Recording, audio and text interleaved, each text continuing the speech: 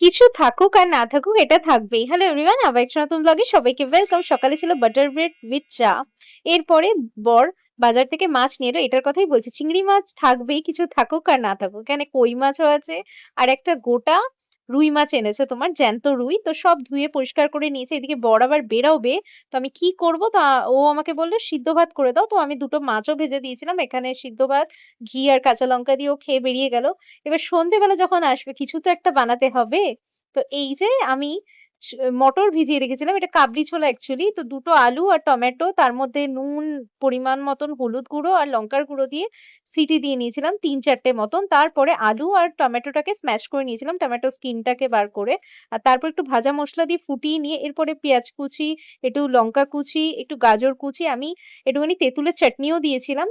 আর টক তেঁতুলটা আর use করিনি, একটু লেবুর রস আর ঝুরি ভাজা দিয়ে বাস সার্ভ করে দিয়েছিলাম। খেতে এত ভালো হয়েছিল না, অয়েল ছাড়া। তোমরাও ট্রাই করো, আমরা তো প্রায় খাই এটা। সঙ্গে তো বাঙালি মানুষ চা লাগবেই সন্ধেবেলা, চা ছাড়া তো ইনকমপ্লিট। তো সঙ্গে চায়ের সঙ্গে ওই ঝুরি ভাজা দিয়ে খেলাম, আর এই ঘুগনিটা এত ভালো হয়েছিল। আমি তো প্রায় করি, তোমাদেরকে ওই দেখাই সকালবেলা ছোলা সিদ্ধও খাই প্রায়, ওটাও কিন্তু একদম তেল ছাড়া। তারপরে এই ঝাল ঝাল খাবার পরে একটু তো মিষ্টি চাই। তো বর আজকে দেখলাম ছানার জিলাপি আর গোলাপ জামুন এনেছে। তো সেটা দিয়ে আজকের ভিডিওটা এন্ড করছি। ভালো লাগলে কিন্তু অবশ্যই লাইক শেয়ার সাবস্ক্রাইব করে পাশে থেকো।